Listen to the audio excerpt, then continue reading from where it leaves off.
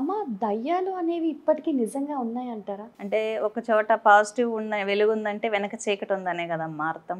కాబట్టి దైవం ఉందన్నప్పుడు negative energies కూడా ఉంటాయి. ప్రేతాత్మలు అనేవి కూడా ఉన్నాయి. అవి ఎక్స్‌పీరియన్స్ అయిన వాళ్ళకి ఇంకా బాగా తెలుసు.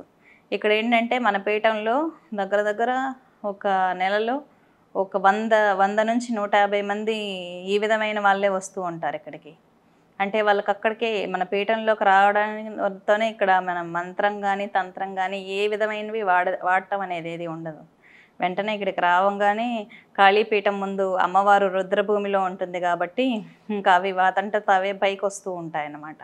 ఓహో! వెంటనే పీఠంలో అడుగు పెట్టంగానే ఆవాహన అయిపోతాయి. వాళ్ళ మంటలని గట్టిగా అరుస్తూ ఉంటారు. కానీ ఒక మనిషికి ఉన్నటువంటి శక్తి కన్నా ఐదింతల శక్తి వాళ్ళు ఉద్భవిస్తుంది. అంటే ఇక్కడ ఏది దొరికితే అది ఒకే చేత్తో సోఫాను ఒక పర్సన్ ఎత్తగలిగారన్నమాట. అంటే ఒక ఆహా! మనిషికి ఉన్నటువంటి శక్తి కన్నా ఐదింతల శక్తి నెగెటివ్ ఫోర్స్ వాళ్ళ మీద ఉంటుంది. ఓహో! అంటే దయ్యాలు హ్మ్. ఉన్నప్పుడా? ఎక్స్‌పీరియన్స్ అయిన వాళ్ళకి బాగా తెలుసు. ఒకవేళ ప్రేతాత్మలను చూడాలనుకుంటే వాటికి కొన్ని రకాలైన మంత్రాలుంటాయి. దివ్య దృష్టి ఉన్న వాళ్ళు చూడగలరు. మంత్రసిద్ధులు చూడగలరు. శ్రీ విద్య ఉపాసకులు చూడగలరు. హ్మ్. ఉపాసకులందరూ ప్రేతాత్మలను దర్శించగలరు. అంటే ఈ ప్రేతాత్మలు అంటే తీరని కోరికలు ఆ ప్రేతాత్మలుగా రూపం తీసుకున్నవి అవేనా అమ్మ? అవే అమ్మా. అంటే ఇప్పుడు భగవంతుడు ఒక 100 ఏళ్ల ఆయుష్ ఇచ్చాడనుకోండి.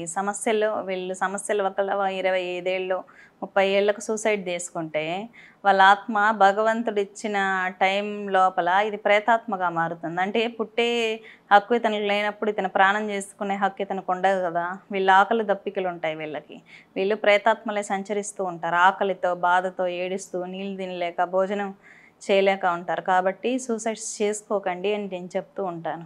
భగవంతుడు 100 ఏళ్ల ఆయుష్ ఇచ్చినప్పుడు అతని ప్రాణాన్ని అతనికి తీసుకునే హక్కు లేదు గదా! ఈ సూసైడ్స్ చేసుకున్న వాళ్ళు, యాక్సిడెంట్‌లలో చనిపోయిన వాళ్ళు, ఈ ఆడవాళ్ళు ఎక్కువగా ఇంట్లో సమస్యలని కాల్చుకొని చనిపోతూ ఉంటారు. ఇట్లా మధ్యలో పోయిన వాళ్ళకేంటంటే వాళ్ళ మెంటల్ స్టేటు చనిపోయే టైంలో అక్కడితో ఆగిపోతుంది. వాళ్ళకంటూ సొంతంగా ఆలోచించగలిగే స్వభావం ఉండదు. ఎక్కడైతే వాళ్ళు ఆగిపోయారో అలాగే అచంచలంగా కాలిపోతూ, మండిపోతూ వాళ్ళలాగా పీడిస్తూ ఉంటారనమాట సామాన్యమైన మానవుల్ని. ఇప్పుడు చాలామంది పూజలు చేయకపోవటం ఎక్కువ. ఇంతకుముందయితే బొట్టు పెట్టుకునేవాళ్ళు, నీట్‌గా జడలు అల్లుకునేవాళ్ళు. మామూలుగా జుట్టు కూడా లూజ్ హెయిర్ ఏసుకున్నప్పుడు నెగెటివ్‌ని అబ్జర్వ్ చేసుకునే గుణం ఎక్కువుంటుంది. అంటే అయస్కాంత శక్తి ఎక్కువ ఆడవాళ్ళ జుట్టుకి. కాబట్టి తొందరగా అబ్జర్వ్ అయిపోతుంది. మన బొట్టు, ఇంతకు మెడలో ఏదైనా అమ్మవారివి వేసుకునేవాళ్ళం, చేతికి తాడు హ్మ్. కట్టుకోవడాలు, డైలీ దీపారాధన చేసి పూజ చేసుకోవడం ఇంతకుముందు అలవాటునింది. ఇప్పుడు అవన్నీ లేవు కాబట్టి ఇబ్బందులు పడుతున్నారు అందరూ. ఈ ప్రేతాత్మలకు విముక్తి ఎలా లభిస్తుంది? ప్రేతాత్మలకు విముక్తి అంటే ఎవరైనా యోగి గాని, యోగిని గాని.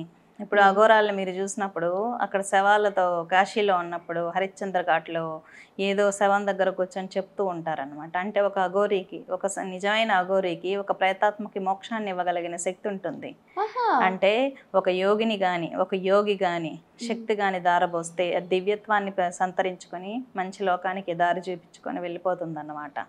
లేదంటే ఒకటి ప్రేతాత్మలను వదిలించేటప్పుడు వాటిని ప్రకృతిలో కలపగలగాలి. అంటే లేదా ఎలా? వాటికి దారి చూపించగలగాలి. వీళ్ళు తపోశక్తిని వాటికి ధారబోస్తారు. ప్రకృతిలో కలపడం అంటే? మోక్షాన్ని ఇవ్వగలగటం ఆహా! పంచభూతాల్లో.